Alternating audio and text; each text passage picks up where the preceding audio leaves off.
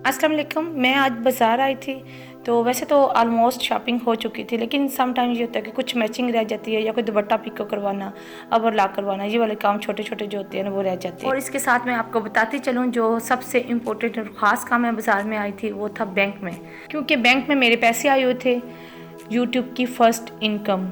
तो मुझे बहुत ज़्यादा खुशी थी। तो लेकिन तीसरा चक्कर लग रहा था, अभी तक कोई मसला हल नहीं हो रहा था। असल में बैंक में एक तो लॉकडाउन की वजह से बहुत ज़्यादा रश था। नॉर्मल डेज़ होते तो चलो वेट कर लेते हैं, लेकिन ये है कि मेरी फ़र्स्ट इनकम थी, तो मैंने कहा ये वाला जो यूट्यूब का प्रोसीजर है एक दफ़ा हल हो जाए तो उसके बाद कोई इश्यू नहीं है। तो मैं आज तीसरे दिन आई थी बैंक में, तो तीसरे दिन ये है कि मेरा मसला हल हो गया था, मुझे पेमेंट मिल गई थी। और कितनी मिली है ये आगे जाके मैं आपको बताऊँगी।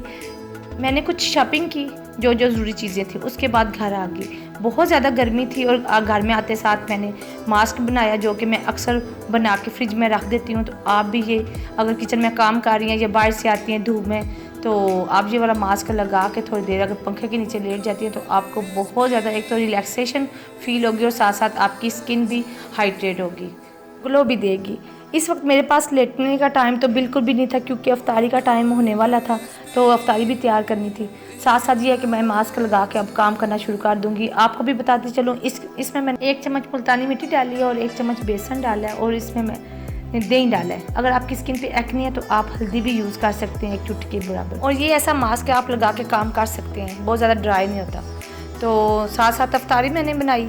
अफ्तारी के बाद मैं आपको अपनी ईद की शॉपिंग भी दिखाऊंगी और साथ साथ मैं आपको बताऊंगी कि मेरी फ़र्स्ट इनकम कितनी आई है और किस तरह मुझे मिली। रमज़ान में रोज़ा रख के शॉपिंग करना बहुत ही मुश्किल काम है, तो इसलिए मैं ज़्यादातर कोशिश करती हूँ कि रमज़ान से पहले ही सारी शॉपिंग कर लूँ।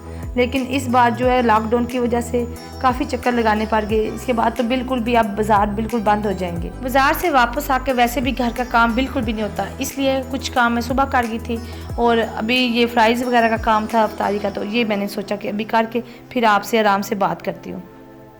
आज जब मैं पेमेंट लेने गई तो मुझे याद आ गया कि मैं ना लास्ट जब रमज़ान था ना, तब मैंने सोचा था कि मैं अपना यूट्यूब चैनल बनाऊंगी। उस वक्त मैंने ये नहीं सोचा था कि अगले रमज़ान तक मेरी पेमेंट आ जाएगी, क्योंकि जब मैंने चैनल शुरू किया था तो मैंने ये दिल में बात अपने बिठा ली थी कि बस काम करना है, पैसों की तरफ नहीं देखना, ना किसी और बात की तरफ देखना है, बस काम करना है। तो अब मैं आपको शॉपिंग दिखाती हूँ और साथ साथ आपको यूट्यूब का भी बताती हूँ कि मुझे कितनी इनकम मिली।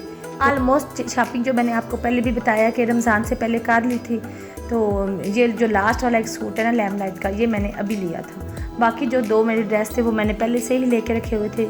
मैं ज़्यादातर कैजुअल ड्रेस ही पसंद करती हूँ, चाहे शादी भी हो या ईद हो। तो थोड़ी सी मैंने ज्वेलरी ली थी, क्योंकि चूड़ियों के बगैर तो ईद हमारी होती ही नहीं है। चूड़ियों और मेहंदी औरत के लिए या लड़कियों के लिए बहुत ज़्यादा मायने रखती है। और मैचिंग ये होता है कि मैचिंग चूड़ी हो, मैचिंग ज्वेलरी हो, या मैचिंग नेल पेंट लगा रहे हैं तो वो हो जाए। अब तो मेहंदी भी बहुत ज़्यादा कलर में आ गई है, वो भी आप लोग मैच कर सकते हो। मेरी जो ज्वेलरी होती है, मैं काफ़ी यूनिक किस्म की ज्वेलरी पसंद करती हूँ। बहुत हैवी ज्वेलरी मैं नहीं पहनती, क्योंकि ज्वेलरी पहन के फिर भी हमने किचन में काम ही करना होता है। आई थिंक पहली दफ़ा ही मैं अपनी जो ईदी है वो सबको दिखा रही हूँ, क्योंकि इतना टाइम भी नहीं होता कि सारी चीज़ें इकट्ठी करके किसी को दिखाऊं। तो मुझे काफ़ी खुशी हो रही है कि मैं अपनी ईदी किसी को दिखा रही हूँ। और बचपन याद आ गया, जब हम अम्मी हमारे लिए ज्वेलरी या चूड़ियाँ मेहंदी लेके आती थी तो हम सबको दिखाते होते थे कि मेरे इस कलर का सूट है, मेरा इस कलर की ज्वेलरी है। तो अब तो इतना टाइम नहीं होता कि किसी से कोई बात शेयर की जाए, जब पहनते हैं तभी सब देखते हैं। मेरे ख्याल में बचपन में सब ही ऐसा करते थे।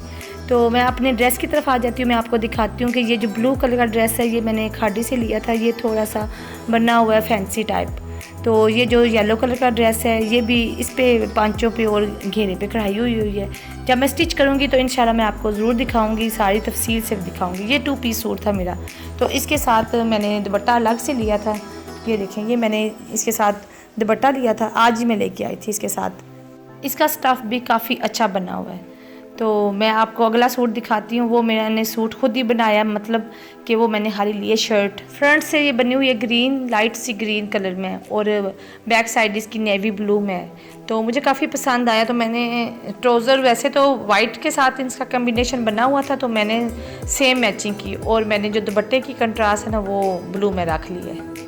आप लोगों ने मेरा बहुत साथ दिया, बहुत बहुत शुक्रिया, बहुत कोऑपरेट किया। मेरी अकेले की ये मेहनत नहीं, आप सब की है। अब मैं आपको यूट्यूब की इनकम का बताती हूँ। वैसे तो यूट्यूब मना करता है कि आप अपनी इनकम शो ना करवाएं, लेकिन मैं आपको एक गेस दे देती हूँ, तो आप वहाँ से अंदाज़ा लगा लीजिएगा कि ये जो फ़ोन आपको नज़र आ रहा है, आप गूगल सर्च कर लीजिएगा, इसके आगे पीछे ही मुझे पेमेंट मिली है, या इससे ज़्यादा मिली है या इससे कम मिली है, बस इसके आसपास ही है। और ये सारा प्रोसीजर जो YouTube का था वो मैं आपको इंशाल्लाह एक कंप्लीट वीडियो में बताऊंगी, ताकि जो न्यू यूट्यूबर है उनकी हेल्प हो सके। मुझे काफ़ी टेंशन से गुजरना पड़ा, क्योंकि मुझे ये टेंशन थी कि गूगल वालों ने मेल की हुई थी कि आपकी पेमेंट हमने सेंड कर दी है, तो बैंक में अभी तक पैसे नहीं आए। बस यही टेंशन मुझे लगी रही 3-4 दिन, लेकिन आफ्टर ऑल फिर पेमेंट मिल ही गई।